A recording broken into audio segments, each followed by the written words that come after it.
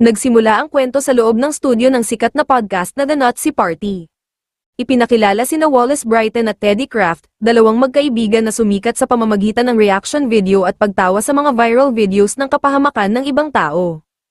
Ang sentro ng kanilang usapan ay ang Kill Bill Kid, isang video ng isang batang aksidenteng naputol ang sariling binti gamit ang isang espada habang naglalaro. Habang si Teddy ay nagpakita ng kaunting awa, si Wallace ay walang pakiramdam. Para sa kanya, ang 30 milyong views ay sapat na kabayaran para sa pagkawala ng binti. Dahil sa kasikatan ng video, nagpa siya si Wallace na lumipad patungong Manitoba, Canada, para interviewin ang bata. Bago siya umalis, nagkaroon sila ng mainit na diskusyon ng kanyang nobiyang si Ali. Pinuna ni Ali ang pagiging malupit ni Wallace. Iginiit ni Ali na namimiss niya ang dating Wallace, yung malambing at iyakin pa nga sa mga pelikula tulad ng Winnie the Pooh. Pero para kay Wallace, ang kanyang bagong persona ang nagpapayaman sa kanya, at wala siyang balak bumalik sa pagiging mahirap. Umalis si Wallace na may halong yabang, iniwan si Ali na may sama ng loob. Pagdating ni Wallace sa Manitoba, sinalubong siya ng malamig na hangin at isang malungkot na balita. Sa pagpunta niya sa bahay ng Kill Bill Kid, nakita niya ang pagluluksa. Ang bata, na hindi kinaya ang kahihiyan at pambubuli sa internet, ay nagpakamatay gamit ang parehong espada. Sa halip na makiramay, ang naramdaman ni Wallace ay inis. Para sa kanya, nagsayang lang siya ng pamasahe at oras. Wala siyang maiuuwing content para sa kanilang podcast. Pumunta siya sa isang lokal na bar, ang Bar H, para maglabas ng sama ng loob kay Teddy sa telepono. Sinabi niyang hindi siya pwedeng umuwi ng walang kwento. Habang umiihi sa banyo ng bar, napansin niya ang isang handbill of flyer na nakapaskil sa itaas ng urinal. Ito ay isang sulat mula sa isang matandang lalaki na nag-aalok ng libreng matutuluyan sa kanyang malaking bahay kapalit ng isang simpleng bagay, ang makinig sa kanyang mga kwento ng pakikipagsapalaran. Nakita ito ni Wallace bilang ginto, isang kakaibang matanda sa gitna ng kawalan, perpekto para sa podcast. Sinunod ni Wallace ang instruksyon at nagbiyahe ng 2 oras papunta sa liblib na lugar ng Bifrost. Doon, sa isang malaking bahay na puno ng mga antigo at kakaibang gamit, nakilala niya si Howard. Si Howard ay isang matandang nakaupo sa wheelchair, mukhang disente, at puno ng karunungan. Agad na nahuli ni Howard ang interes ni Wallace, nagtimpla si Howard ng tsaa at nagsimulang magkwento. Ibinida niya ang kanyang karanasan noong D-Day sa Normandy at ang pakikipag-inuman niya kay Ernest Hemingway. Ikinwento niya ang payo ni Hemingway tungkol sa alak at pagsusulat. Ngunit ang kwentong higit na pumukaw kay Wallace ay ang tungkol sa isang buto ng ari ng seal, na nakasabit sa dingding. Ikinwento ni Howard na noong 1959, ang barko nila ay lumubog sa Siberia habang naghahanap ng Great White Shark. Siya lamang ang nakaligtas at napadpad sa isang maliit na isla. Doon, iniligtas siya ng isang seal, at pinangalanan niya itong Mr. Pangil. Ayon kay Howard, ang seal na iyon ay mas may mabuting kalooban kaysa sa sinumang tao. Si Mr. Pangil ang naging matalik niyang kaibigan sa gitna ng kalungkutan. Habang nakikinig, unti-unting bumigat ang talukap ng mata ni Wallace. Ang tsaa ay may halong pampatulog, bago siya tuluyang mawala ng malay, narinig niya si Howard na nagsabing, "Magiging maayos ka rin, Mr. Pangil." Nagising si Wallace kinabukasan na nakatali sa isang wheelchair. Masakit ang kanyang ulo, pero mas nakakabahala ang kawalan ng pakiramdam sa kanyang mga binti. Pumasok si Howard at naghatid ng nakakagimbal na balita. Sinabi niyang habang tulog si Wallace, kinagat ito ng isang brown recluse spider. Upang hindi kumalat ang lason sa puso, kinailangan daw putulin ng isang Dr. Mosher ang binti ni Wallace. Hinawi ni Howard ang kumot, at doon nakita ni Wallace ang kasuklam-suklam na katotohanan, putol na ang kanyang kaliwang binti hanggang tuhod, nagpanik si Wallace. Hinanap niya ang kanyang telepono at nagmakaawang dalhin siya sa ospital. Pero kalmado lang si Howard. Sinabi niyang sira na ang telepono at ayaw ng doktor sa ospital. Unti-unting lumabas ang tunay na kulay ni Howard. Nang subukan ni Wallace na lumaban, tumayo si Howard mula sa kanyang wheelchair, hindi pala siya lumpo. Sinampal niya si Wallace at ibinunyag ang kanyang plano. Inamin ni Howard na siya ang pumutol, sa binti ni Wallace. Pagkatapos sinabi ang layunin niya, na gusto niyang ibalik si Mr. Pangil.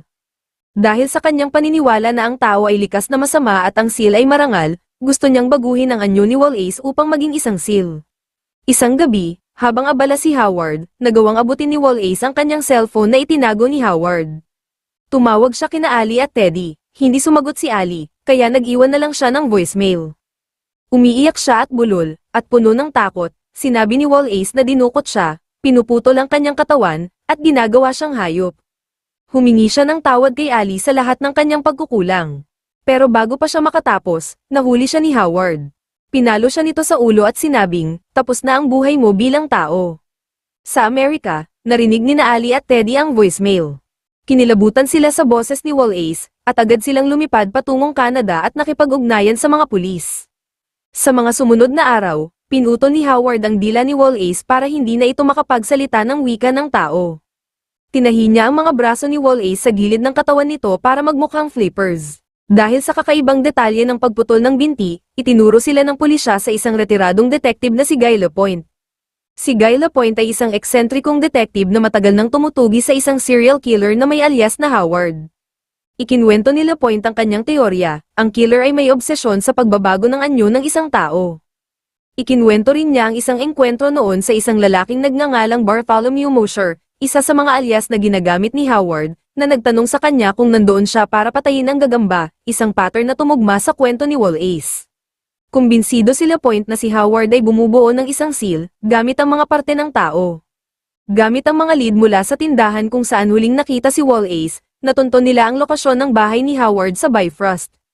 Pero sa basement ni Howard, ay tapos na ang transformasyon. Si Wallace ay hindi na mukhang tao. Ang kanyang katawan ay binalutan ng seal suit, na gawa sa pinagtagpi-tagping balat ng mga naunang biktima.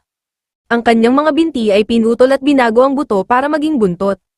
Ang kanyang bibig ay nilagyan ng mga pangil na gawa sa buto ng binti ng tao. Pinilit siya ni Howard na lumangoy sa maruming pool sa basement at kumain ng hilaw na isda. Sinisigawan siya ni Howard, tinatawag siyang Mr. Pangil, at pinipilit na umungal tulad ng seal. Dahil sa tindi ng trauma at sakit, ang isip ni Wallace ay unti-unting bumigay. Nagsimula siyang maniwala o tanggapin na siya ay isa ng hayop. Dumating sina Ali, Teddy, at Guy Lapointe sa bahay. Habang hinahalugog nila ang itaas, nasa basement naman ang huling yugto ng plano ni Howard. Nagsuot si Howard ng sarili niyang gawang seal suit.